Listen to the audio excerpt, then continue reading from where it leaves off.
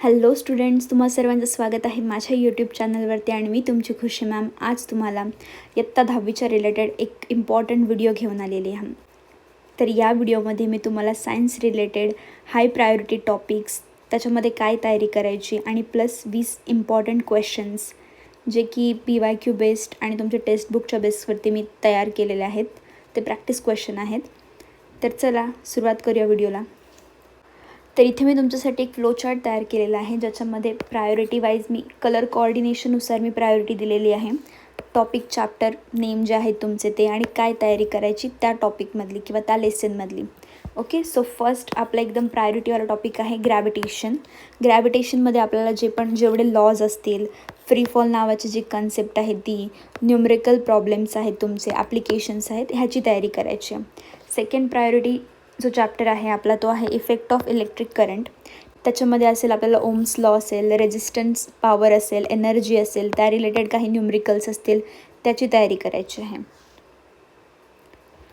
Third priority chapter आहे आपला refraction of light. त्याच्यामध्ये पण आपल्याला जेवढे काही लॉज असतील, लेन्सेसच्या रिलेटेड इन्फॉर्मेशन असेल, रे डायग्राम असेल तुमची, न्यूमरिकल्स असतील, ॲप्लिकेशन असतील, त्याची तयारी करायची आहे. फोर्थ प्रायोरिटी चॅप्टर आहे केमिकल रिॲक्शन अँड इक्वेशन. त्याच्यामध्ये आपल्याला टाईप्स ऑफ रिॲक्शन्स आहेत, बॅलन्सिंग आहे, ऑक्सिडेशन आणि रिडक्शन ही इम्पॉर्टंट कन्सेप्ट आहे, त्याची तयारी करायची. तयारी इन दी सेन्स तुम्हाला त्या कॉन्सेप्टवरती किंवा त्या टॉपिक किंवा त्या सब टॉपिकवरती जास्तीत जास्त भर द्यायचं आहे, त्याची जास्तीत जास्त रिव्हिजन करायची आहे. फिफ्थ प्रायोरिटी चॅप्टर आहे आपला कार्बन कंपाऊंड. त्याच्यामध्ये पण आपल्याला प्रॉपर्टीज असतील कार्बन्सच्या, नॉमेनक्लेचर असेल, यूजेस असतील, रिॲक्शन्स असतील, त्याची तयारी करायची किंवा त्या टॉपिकवरती जास्त भर द्यायचं आहे. सिक्स्थ प्रायोरिटी चॅप्टर जो आहे आपला तो आहे पिरियॉडिक क्लासिफिकेशन ऑफ एलिमेंट्स. त्याच्यामध्ये आपल्याला periodic trends, groups, periods, electronic configuration एवढे इम्पॉर्टंट किंवा हायलाईट टॉपिक्स आहेत, त्याच्यावरती जास्त भर द्यायचा आहे. 7th नंबरचा जो आपला चॅप्टर आहे तो आहे लेन्सेस. लेन्सेसमध्ये लेन्सेस फॉर्म्युला आहे, मॅग्निफिकेशन आहे, रे डायग्राम आहे आणि लेन्सेसचे पण काही आपल्याकडे ॲप्लिकेशन्स आहेत, त्याची तयारी आपल्याला करायची आहे. 8वा टॉपिक आहे मेटल्स अँड नॉन मेटल्स. त्याच्यामध्ये मेटल्स नॉन मेटल्सच्या प्रॉपर्टीज असतील, रिॲक्शन असेल, एक्स्ट्रॅक्शन रिलेटेड कॉन्सेप्ट्स असतील, त्याच्यावरती जास्त भर द्यायचा आहे. 9th नंबरचा आपला चॅप्टर आहे स्पेस मिशन. त्याच्यामध्ये Indian space missions, applications, important facts हे जास्त इम्पॉर्टंट आहे.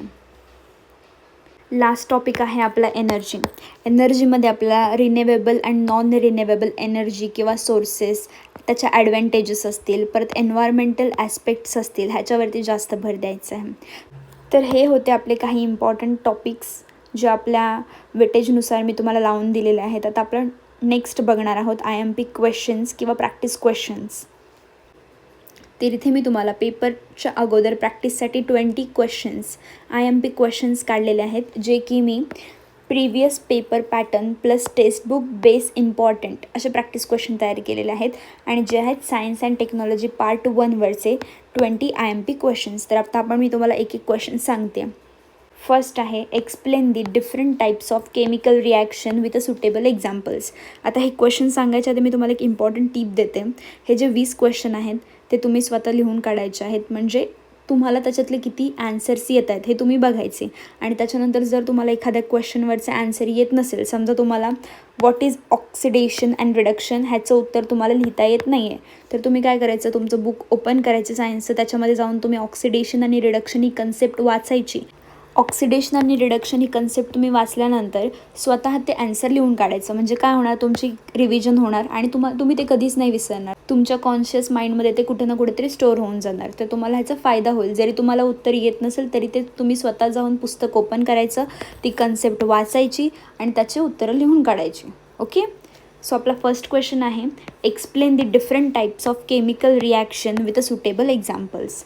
सेकंड क्वेश्चन आहे what is oxidation and reduction, explain with examples. Third question आहे how do the properties of elements change in the modern periodic table. Fourth question आहे explain the heating effect of electric current. Fifth question आहे state the Ohm's law and write its formula. Sixth question आहे explain the relationship between electric power and electrical energy. 7th question आहे differentiate between reflection and refraction of light. 8th question आहे explain the type of lenses and their uses. Question 9 आहे explain the structure and functioning of the human eye. Question 10 आहे what are the common defects of vision, explain their correction.